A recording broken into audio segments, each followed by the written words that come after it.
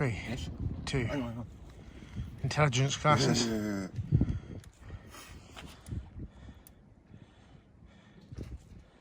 There you go, that's better, mate.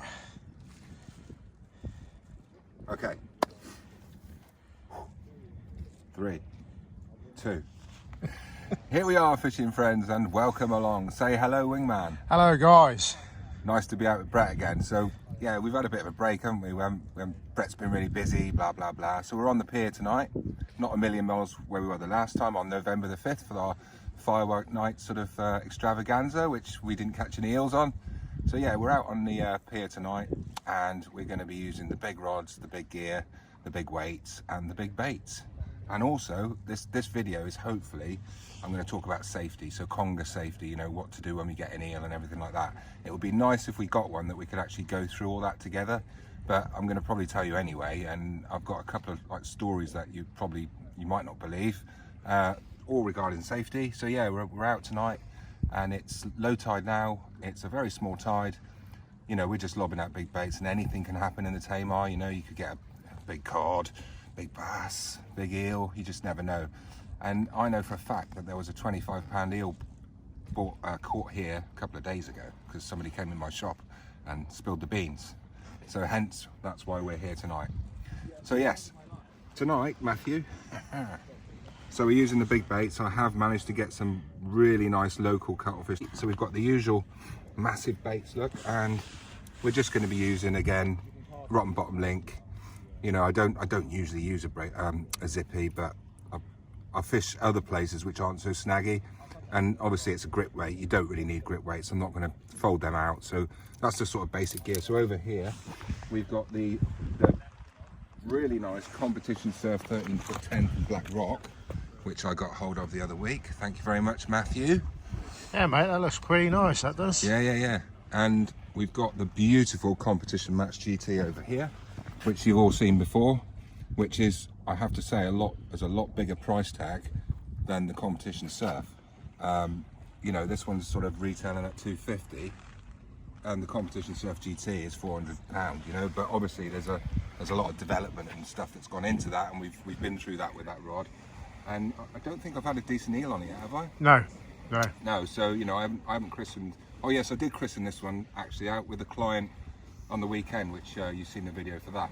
So yeah, I've got you know, a strong multiplier. I've got the nitro on there, you know, and I've got a slosh 20 on there, both with 40-pound line, straight through, no leaders. You don't need it when you're conger fishing. It's just another thing that can snap. Yeah. So yeah, we're just gonna obviously lob out now. Brett's been here for a while, and I'm gonna obviously lob these big baits out just down there. Look, so there's my offering, and you can see I've put the sheath on the top there. Look. Yeah, so he doesn't get the point. Yeah, actually that's come off a little bit, so just stick that on there like that. Mate, one day he'll get it. He'll get the point. He'll get the point, mate. Don't worry. So yeah, so we're down here. And we're down here for 3 hours, and that's about it, because you know it's midweek and it's a school night. And yeah, see what happens. And tight lines, wingman. Tight lines. So here we are. I almost forgot to mention, I've been experimenting again in my laboratory today in the shop. I was in the think tank. In the think tank. And now I've never used pennel. I have used pennel rigs for congers. It doesn't work. Yeah, Larks has sort of schooled me off that, and I vividly remember over there not losing an eel, not once, not twice, but 3 times on a pennel rig. They just abort it with that second hook. They can abort it, but I'm going to give this a go. Going on Larkin's circle hook, knotless knot rig. So I had a little think today, and have a look. So I've come out with that. Right. So it's like it's a semicircle, isn't it? But it's the knotless knot. It's 150-pound line. Now it was really hard to do that. And the only way I could get it back through that the eye there is at the top of this line here. I had to get a pair of scissors and actually snip down. Cut it at an angle. Yeah, just to make it a little bit thinner, so it would actually go through there, because it wouldn't go through. And I could just poke it through, and then I just pulled it through with my teeth, and it was fine. So yeah, you can see that's like that. Okay, so I'm just gonna now wrap it round once, twice, right? So that is locked in there, isn't it? Yeah. Yeah. Yeah. So we're just gonna, it's just a trial, right? I'm not changing over to the dark side, the panel guy, right? I'm not gonna do that, but I am gonna experiment because, you know, people can tell me till they're blue in the face, but I need to know, you know, I like to experiment. I need to know for myself. So I will often go against the schooling, even though it's wrong, just so I tick the box and I knew I was wrong, if that makes any sense. So, you know, it's all, don't be afraid to try something new, because more often than not, I mean, look what happens, like the circle hook rigs that Lark's, like, he's stumbled on and seen their work. They're awesome, man, like really awesome. It's all about the learning curve, isn't it, mate? It is, and we're always learning. You know, I'm 53, and, you know, I don't know a lot about fishing, really. You know, in the scale of things, you know, there's still another, hopefully, 20, 30 years of learning to go. And then by the end of that, I'll know a bit more, but I won't know it all. You never do, yeah? So anyway, sorry, I've had a bit too much coffee, so we'll get this in now. But yeah, let's not, guys. We on? Yeah. First inquiry of the night. Yeah, literally 10 minutes. Fresh cuttle, you can't beat fresh cuttle. It's the bait. Whoa. A little strapperoonie, I think. Where is that? You get that going over there?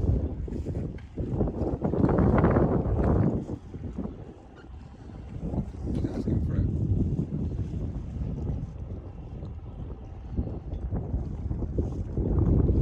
Alright, he's on this now, guys. He'll get the point in a minute. Ah, he's dropped it. Just missed it, just. He's going to get a lead on top of his head now. Well, I didn't feel anything there. So, in theory, he's not spooked. He'll come and get that again in a sec. But that was a slow bite. Did you see it? Yeah. That wasn't a tiny eel. Damn.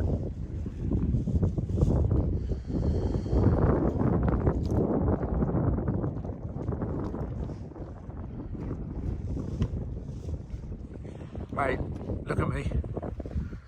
Turn your light off for a second. Do you know what, Paul? I'm not sure he's seeing the point. Here we are, fishing friends. We're still at it. We've been here, what, hour and a half now?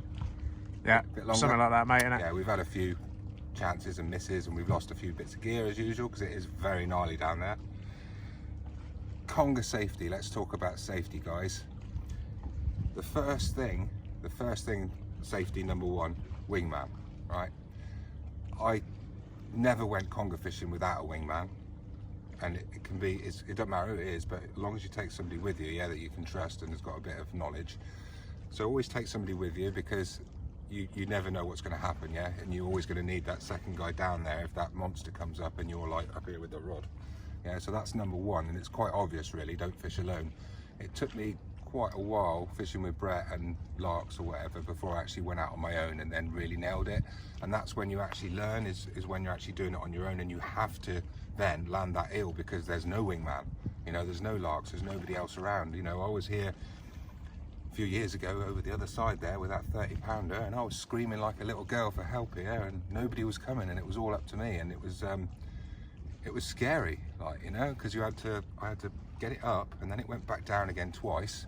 And this is on a locked drag, by the way, so the Saltis was locked up and it was just peering off line, and I'm over the railings like this, and then once I got it to the surface, I had to navigate it into the harbour, and it was coming with the tide, and it just didn't want to come. It was just fighting me all the way, and then I had to get it into the harbour, and then obviously the steps are at the back of the harbour, so you had your rod out like this. All right. Yeah. Sorry, mate. Just checking the rod, mate. It all went dark. Bassman just disappeared. Sorry, man. What's going on? Have you checked my rods as well while you're there? Yeah, they seem alright. Yeah. Okay. Yeah. Where was I? Yeah. So there's me, bent out of the harbour on the steps with my 40-pound main line grating on the harbour wall with a 30-pound eel going mental. Yeah. And I actually got it onto the bottom step over there, and I had to use the gaff. Now, I think that was maybe the second eel I'd ever gaffed, and I was really nervous. Yeah, it was me and the eel, you know, and I had it on a short rein on the bottom of the step in this much water, and it was looking at me. I was looking at him, and I was like this, backwards and forwards, and I had the gaff. I was there on my own, and I had to use it because I could not drag this thing up the steps. It was just too big for me personally. So I counted to 5, you know, all right, I'm gonna do it, and I just pinned it like under the chin, like it went absolutely mental. I dragged it up the stairs, and we both collapsed on the top of the stairs. It was quite comical at the time, and I remember thinking, oh my God, I've actually landed that. And it was like, obviously, you know, a big lump on the floor, and I was a bit nervous it was going to go back in because it had already got in once off the bottom of the wall. But anyway, I won't go back into that. And I went to pull this thing just to get it away from the water, and it was like, bloody hell. And it's heavy, like, you know, it's a big animal, yeah. So anyway, so that's number 1, wingman, right? Number 2, the gaff, right? Now, this is a safety device, okay? It's pretty much frowned upon nowadays, but I won't go eeling without that, right? And if I forget it, I probably won't even bother going in, and I'd go home, yeah? Because if you're on your own, that's your safety device, and it's an extension of your arm, all right? And especially on the rocks on the open coast, you know, you've got swell coming up and down. If it wasn't for these, yeah, there'd be a lot of accidents, let me tell you.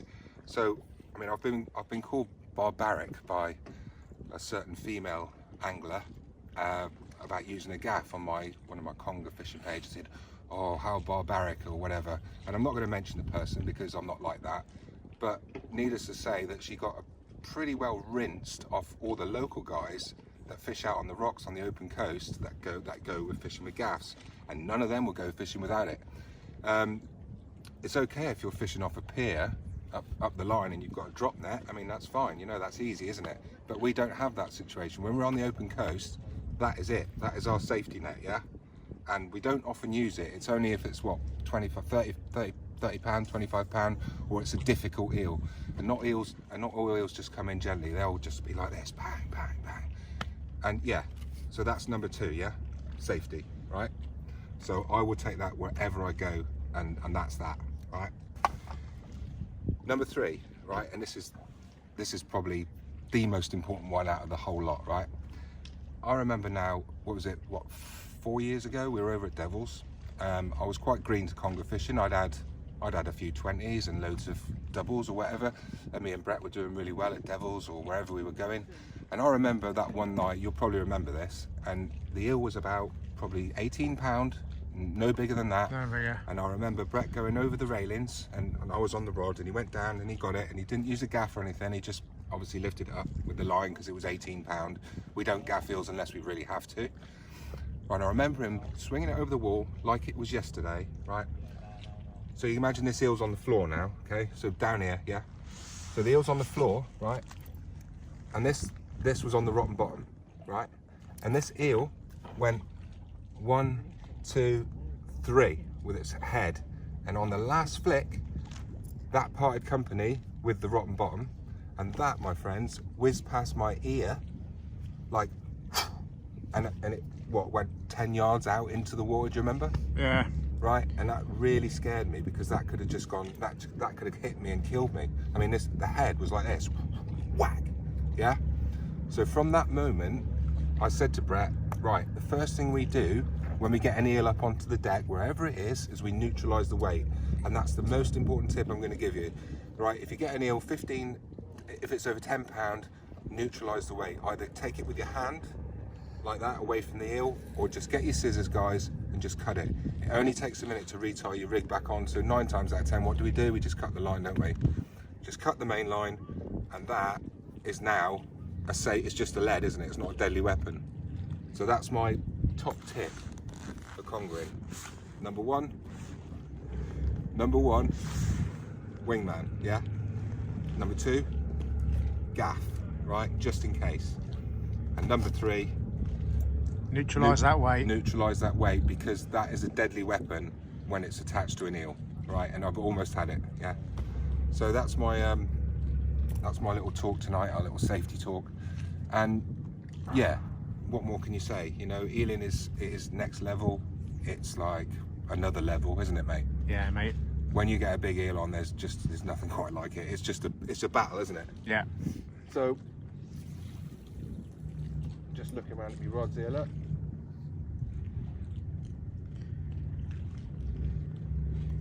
And the tide is ripping in here now. Sorry about the light. Ain't gonna be long, mate. No, we won't be here much longer now because we've been over the bottom of the tide. Sorry. You know, in the Tamar you've got periods when you can fish and you can't. You know, especially Devil's Point. Devil's Point is neap tides. Yeah, you can fish it most of the time on really small tides. Big tides, you've got like what, an hour and a half, 2 hours, and maybe the same over high. So just be aware of the tides, you know, and everything else. And when you're on the river here, 3 hours before low to an hour after low is a good time to go. So yeah, we still might get one, mate. We'll give it another, what, half hour? Fingers crossed. Fingers crossed. Yeah, Conger safety, right? Just trust me, yeah? I know what I'm talking about. I've been there, done that, and I've got the t-shirt. Tight lines. Go on? Yeah. Right, he's back, guys, and I did go a little bit early on that, but he was pulling right over, so let's have a seal.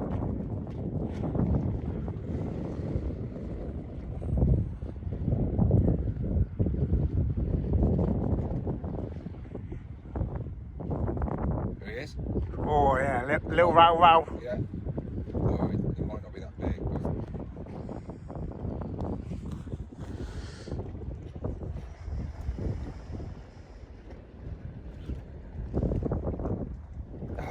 Jeez, playing hard to get. Hey, is that the one with the panel? No, that's the left hand one. That's the left-hand one. Yeah. They're very good at dropping it when you get the camera out, aren't they? Yes. It's almost that It's a bit like they A know. bit like the Kit Kat advert with the 2 pounders. There he is. Oh, it's tiny.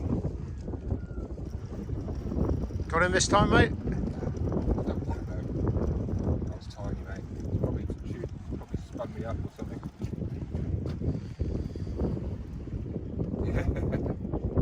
Right, so there you are, look. This is what happens. Right, so where's my hook, guys? Oh, There you are. there. So it wasn't in the meat, it was still fishing, and that's sharp, look. Catch me finger with it. So yeah, I've been done there, guys. Absolutely done. So I'm going to change that bait. What's that? That's the bait. Oh, it's the bait. Cuttlefish. I don't know what I thought it was a fish, mate. Hey? I thought it was a fish. No. So here we are, Brett's just put a nice fresh cuttlefish on. And he's just putting that little tentacle over the hook point. So Mr. Eel is none the wiser. There you go. And that's a big bait for a big fish. Go clean your hands now. Yeah. Right, so here we are. Look, I'm just literally last chance. I've lost, what, 4 sets now, which is quite normal when you're fishing the float tide down here. And you see me do this last time.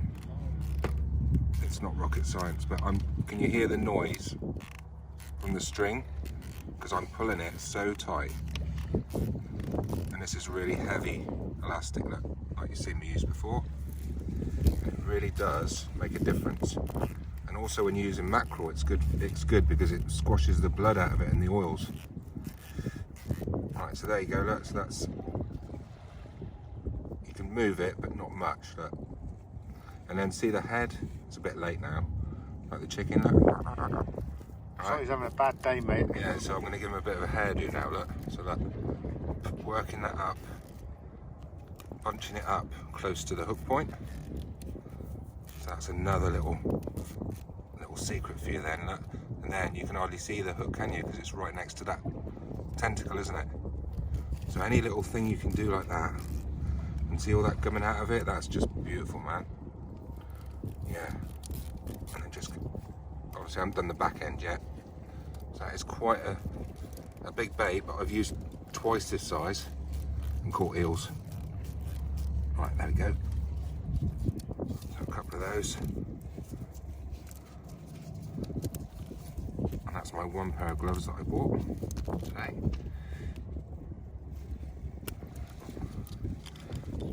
go, guys. Nice big bait, and could probably get a little bit of a sheath on it. Could probably just use that bit, couldn't I? Yeah, you get away with it, mate, I reckon. Do you reckon I could just bite that off? No. Huh? Well, it's easier, isn't it? On camera? Well, it's just the end, look.